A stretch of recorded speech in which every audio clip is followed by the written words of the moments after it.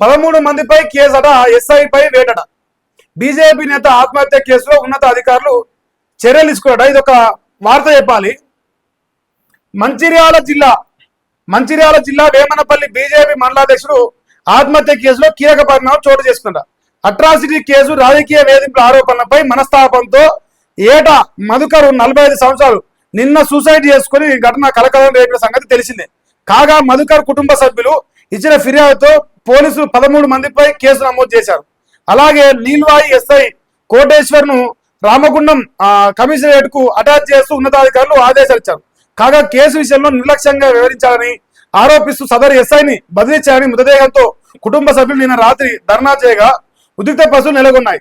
ఉన్నతాధికారులు సంఘటనా స్థలానికి చేరుకొని నిందితులపై కేసు నమోదు చేస్తున్నామని చెప్పి ఎస్ఐని బదిలీ చేస్తున్నామని చెప్పడంతో ఆందోళన విరమించారు.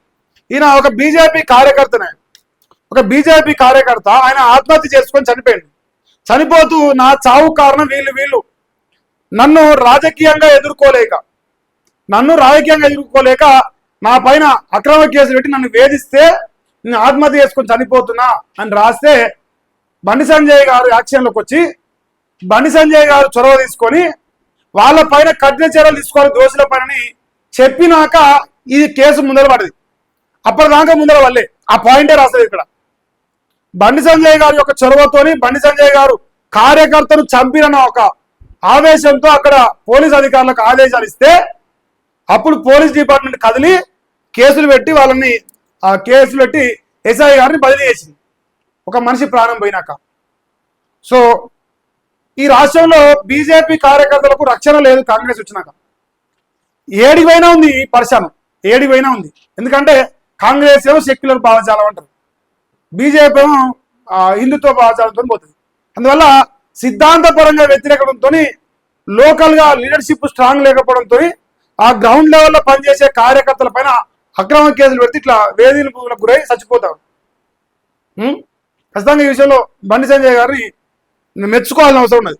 సో కార్యకర్త కోసం నిలబడి ఫైట్ చేస్తే మరి ఆయన చనిపోయినా కూడా న్యాయం జరిగే ప్రయత్నం అయితే చేసారు. మరి అన్ని నియోజకవర్గాల్లో అందరూ 119 కాన్సిలర్లో పోటీ చేస్తారు. 119లో ఒక్కరు కూడా వదిలిపెట్టకుండా బీజేపీ పోటీ చేస్తుంది. కానీ ఆ నియోజకవర్గంలో ఉన్న నాయకులు మాత్రం పట్టించుకోరు. గెలిచిన వాళ్ళు, పాపులర్ అయిన వాళ్ళు, ఫేమస్ అయిన వాళ్ళే పట్టించుకోరు. మిగతా వాళ్ళు పారాషూట్ లీడర్స్ అన్నమాట. ఎన్నికలు ఉన్నప్పుడు వస్తారు, లేదు రారు.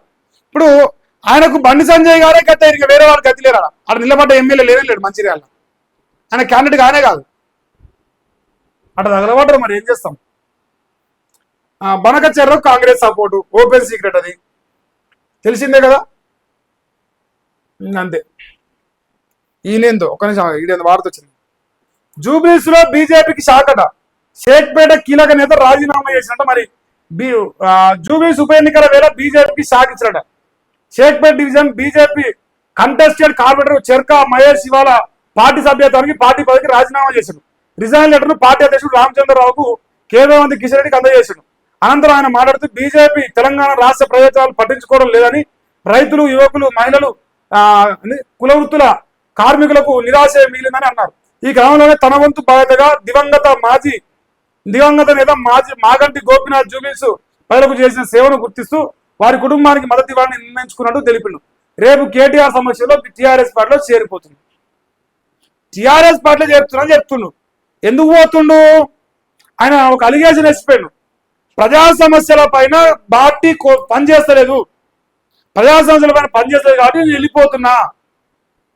ఆయన మాగంటి గోపీనాథ్ గారు అంతో ఇంతో పనిచేసినందువల్ల ఆయన పార్టీ జాయిన్ అవుతున్నాడు. బీఆర్ఎస్ పైకి నెపం నెట్టేసింది.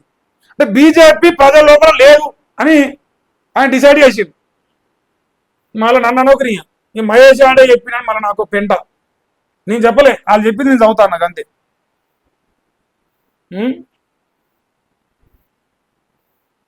ఏముందా ఇలా? ఏం లేదు. చైనాపై ట్రంప్ సుంకాల మోతట. అయ్యో, అదనంగా 100% విధింపు నవంబర్ 1 నుంచి అమల్లోకి వస్తాయి. వాళ్ళని వదిలిపెట్టమారా నువ్వు? ఇది మునాశం కల మనకి ఏం రోగం పుట్టిందో. సో ప్రపంచంలో ఎవరిని బతకరిస్తలేడు. ఈ ట్రంప్